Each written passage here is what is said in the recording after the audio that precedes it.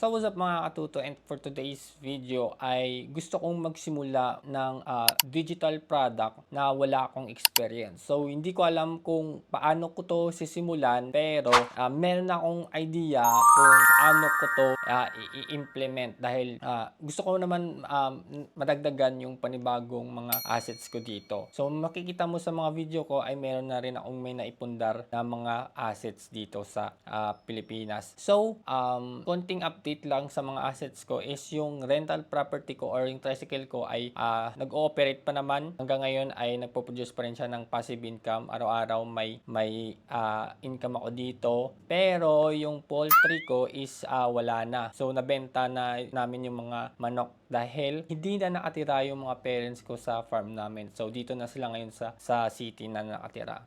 Yung income ko doon sa poultry ay wala na. Ngayon ay nabawasan na yung passive income ko or isa sa mga assets ko. So gusto kong maghanap naman ng panibagong income upang makabuild tayo ng income dito sa Pilipinas kahit hindi na tayo nagbabarko. So yun yung plano ko ngayon na mag-start ng digital product. So i-documentary ko or i-record ko lahat ng mga nagaganap sa pag-create ko ng mga digital product. So ngayon, yung income ko lang ngayon ay sa tricycle ko. So yun lang yung ngayon ang ini-income ko. At yun nga, sa poultry ko wala na. Tapos meron din na ako ng mga income. Yung isa is passive, parang investing style siya sa Forex.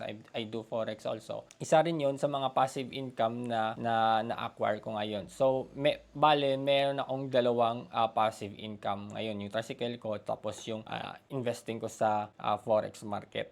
And then, yung mga expenses ko naman, so far, yung expenses ko lang naman dito ay yung pang-araw-araw o na pangangailangan at then yung life insurance ko. So, yung life insurance ko kasi is quarterly ko binabayaran. So far, may pondo pa naman ako para sa life insurance ko, good for 1 year. Para meron akong allowance kung sakasakaling matatagalan ako sumampa or ayaw ko nang sumampa. So, yung bahay naman is hindi pa ako naghuhulugan kasi hindi pa na-turn over. So, aprobado naman yung loan ng bahay ko. So, once na ma-turn over na sa akin yung bahay, is doon na ako mag-start ng hulugan every month.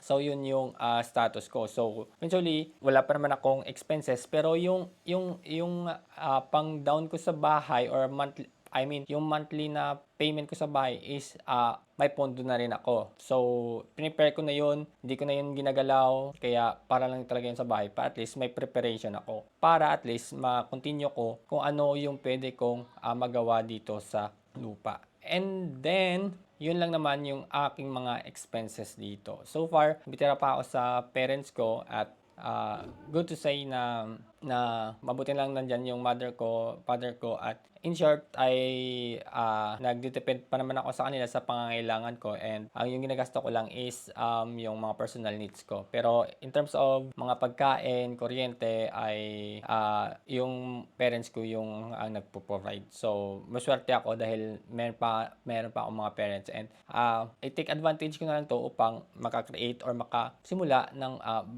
negosyo ng panibago. Kasi yun nga, dati nandun sila sa probinsya, ngayon dito na sila sa city.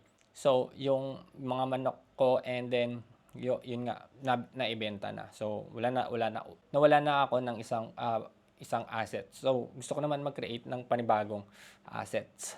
Paano ba mag-create ng negosyo? So far, yung pagkakalam ko sa pag-create ng negosyo is kailangan mo magbigay ng value sa tao or sa mga customer mo. Ano ba ang pwede mong maibigay na value sa mga customer mo? So far, ang naiisip ko is isa sa mga knowledge ko na pwede kong maibahagi sa mga customer ko, ayun yung i-create ko. Isa siyang, hindi ko pa siya pwedeng sabihin dahil kine-create ko pa lang to, pero I will update you. So far ay nasimulan ko na product kung saan ay na everybody makaka-inquire nito kung marunong ka sa paggamit ng computer and internet, of course. Kasi yung idea ko is true, literal talaga siya na passive income. Kung sa baga, hindi mo na kailangan magbenta pa ng mga product or maghanap pa ng mga client kasi literal talaga siya na true passive income. Kung sa baga, kung meron ka ng kapital,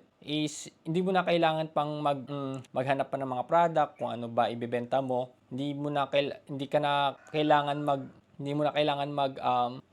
mag-aral ulit para acquire ng skills at makahanap ng client katulad ng mga freelancer. Usually kasi try ko na rin yan maging makapasok sa freelancer, and I know kailangan mo talaga ng determination at pagsisikap upang makapunta ka sa space ng mga freelancer. So, ito, yung idea ko is makakatulong talaga, especially kung meron kang kapital. And makakatulong talaga to dahil very easy talaga siya, especially sa mga OFW natin na seaman. Kasi yung ilalunch ko or yung idea ko na digital product is isa siyang product na sa era ngayon natin, kasi ngayon is puro AI na yung tumatakbo. So, kailangan natin i-enhance yung ating kaalaman. So, parang ganito lang siya. So, kung may capital ka, is mismo yung capital mo, yung naghahanap ng pera para sa iyo. Parang ganun yung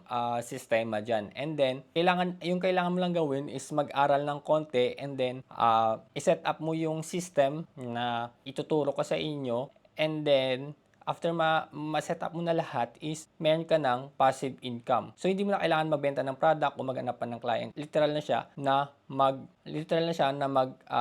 hahanap ng pera sa iyo. At yung kagandahan dito is after mo na ma-set up lahat na ituturo ka sa iyo, is imo-monitor mo na lang yung capital mo or yung system natin, kung saan ay yun na mag-growth na yung capital mo. Depende sa capital mo, and ang kagandahan kasi dito is sa'yo yung account. Kung sa baga, walang may nag-aari ng account kundi ikaw lang. And kung gusto mong ma-withdraw anytime ay pwede. At literal siya na passive income dahil once na set up mo na ay meron ka ng freedom na makapag-create pa or makapag-continue pa sa mga trabaho mo or sa family mo. Maganda ito sa mga seaman dahil alam ko yung mga seaman or OFW ay may kapital pero hindi alam kung saan ilalagay. So, ito yung pinaka very easy na passive income na natutunan ko, and gusto ko ibabahagi sa inyo to through